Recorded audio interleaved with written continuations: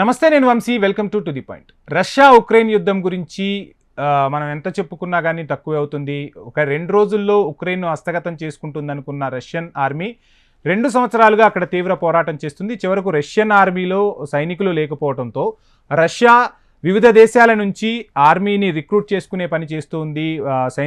సైనికులను రిక్రూట్ చేసుకుంటుంది. వివిధ దేశాల్లో ఉన్న పౌరులకు గాలం వేసి మరీ రిక్రూట్ చేసుకుంటుంది అనే వార్తలు ఇప్పుడు పెద్ద ఎత్తున చర్చకు దారితీస్తున్నాయి. అసలు ఏం జరుగుతుంది రష్యాలో? రష్యన్ ఆర్మీ అంత బలహీనపడిందా? వివిధ ఇతర దేశాల నుంచి వచ్చిన వారిని కూడా ఉక్రెయిన్ యుద్ధం కోసం నిజంగానే వినియోగిస్తున్నారా అనేది మనం ఈ వీడియోలో తెలుసుకునే ప్రయత్నం చేద్దాం. అయితే ఇందులో భారతీయులు కూడా ఉన్నారు అనే విషయం ఒకటి ఇప్పుడు పెద్ద ఎత్తున కొంత వివాదాన్ని అయితే రేపుతున్న విషయం తెలిసిందే. అయితే ఇటీవల దాడిలో మరణించిన ఒక భారతీయుడు కూడా మరణించినట్టు తెలుస్తుంది. ఇప్పటికీ తెలంగాణ నుంచి కూడా చాలామంది యువకులు ఉన్నారు, వారి ఆచూకీ లభించట్లేదనేది సమాచారం.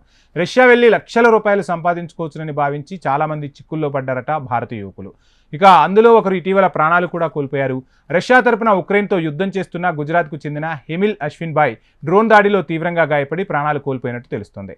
ఈ మేరకు దుబాయ్ కేంద్రంగా ఇలాంటి నియామకాలకు సహకరించిన ఏజెంట్లు చాలామంది ఉన్నారు, వారే ఈ విషయాలను వెల్లడిస్తున్నారని కూడా చెప్తున్నారు. తెలంగాణ సహా కర్ణాటక, గుజరాత్, మహారాష్ట్ర, జమ్మూ కాశ్మీర్ నుంచి 16 మంది రష్యా వెళ్ళినట్టు తెలుస్తుంది. అక్కడ యుక్రెయిన్తో వీరు యుద్ధం చేస్తున్నట్టు తెలుస్తుంది.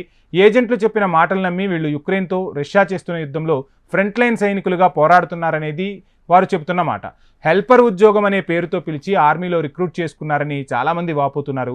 హెల్పర్ ఉద్యోగాల పేరిట నమ్మించి భారతీయ యువకులకు గాలం వేసి సెక్యూరిటీ, హెల్పర్ ఉద్యోగాలు ఇప్పిస్తామని చెప్పి బ్రోకర్లు అక్కడికి తీసుకెళ్లి వీరినే సైనికులుగా శిక్షణ ఇచ్చి యుద్ధంలోకి పంపిస్తున్నట్టు తెలుస్తుంది.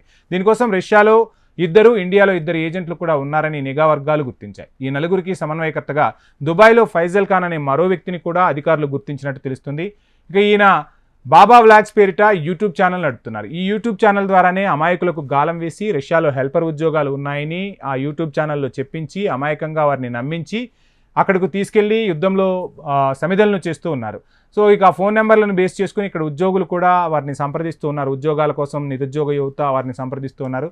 ఇప్పటి వరకు 35 మందిని పంపించేలా ప్రణాళికలు రచించారట. మొత్తం 35 మందిని రష్యా కూడా పంపించినట్లు ఏజెంట్లు ప్రణాళికలు సిద్ధం చేసుకున్నట్టు కూడా తెలుస్తుంది.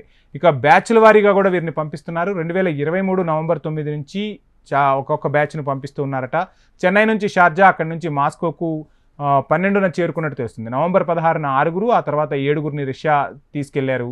ఇక ఆ తర్వాత కొన్ని రోజుల పాటు వారికి శిక్షణ ఇచ్చి డిసెంబర్ 24న ఆర్మీలో చేర్పించినట్లు బాధిత యువకుల కుటుంబీకులు చెప్తున్నారు. అయితే తాము ఎక్కడా సెక్యూరిటీ, హెల్పర్ ఉద్యోగాలని చెప్పలేదని చెప్తున్నారు ఏజెంట్స్. అయితే సో మొత్తంగా ఏది ఏమైనా భారతీయ యువకులకు గాలం వేసి ఆర్మీలో హెల్పర్ ఉద్యోగాలని చెప్పి, సెక్యూరిటీ ఉద్యోగాలని చెప్పి ఇక్కడి నుంచి యువతను అక్కడికి తీసుకువెళ్ళి యుద్ధంలో శిక్షణను 2-3 రోజులు తూతూ మంత్రంగా ఇచ్చేసి వారిని యుద్ధంలో సమిధలు చేస్తున్న పరిస్థితులు అయితే కనిపిస్తున్నాయి. ఎవరూ కూడా ఇలాంటి వారి బారిన పడద్దు. దేశంలోనే ఎన్నో ఉద్యోగాలు ఉంటాయి. మన తాహతకు తగ్గ ఉద్యోగాన్ని ఎంచుకుని ఆ ఉద్యోగంలోనే కొనసాగితే బెటర్. అనవసరంగా ఏజెంట్ల మాయమాటలు నమ్మి చిక్కుల్లో పడవద్దని అధికారులు సూచిస్తున్నారు. మీడియా కూడా అదే చెప్తూ ఉంది, పదే అదే చెప్తూ ఉంది. అనవసరంగా విదేశాల్లో ఉద్యోగాల పేరిట ఏజెంట్లను నమ్మి మోసపోవద్దు. ఆథరైజ్డ్ ఏజెంట్లు ఉంటేనే అక్కడ మీకు ఉద్యోగం అనేది సురక్షితంగా ఉంటుంది. అటువంటి పరిస్థితుల్లో అంటే ఆథరైజ్డ్ ఏజెంట్లు కాకుండా నమ్మి వెళ్తే ఖచ్చితంగా చిక్కుల్లో పడతారు. ఆ తర్వాత దేశానికి రావటం కూడా గగనమవుతుంది. మీ కుటుంబాలకు కూడా జీవితాంతం దూరం కావాల్సిన పరిస్థితి ఉంటుంది. సో డబ్బు సంపాదించాలనే ఆశ అందరికీ ఉంటుంది. ఉద్యోగాలు దొరక్క అక్కడికి వెళ్ళి ఏదో ఇక్కడ దొరికిన పనినే చేసుకుంటూ ప్రశాంతంగా బ్రతికితే చాలు అన్న పరిస్థితులు అక్కడికి వెళ్ళిన తర్వాత తెలుస్తాయి. సో అనవసరంగా అత్యాశకు పోయి ప్రాణాల మీదకు తెచ్చుకోవద్దని చెప్పి అధికారులు, అదేవిధంగా మీడియా కూడా విజ్ఞప్తి చేస్తోంది. ఇది ఇవాల్టి to the point. Please subscribe HM TV.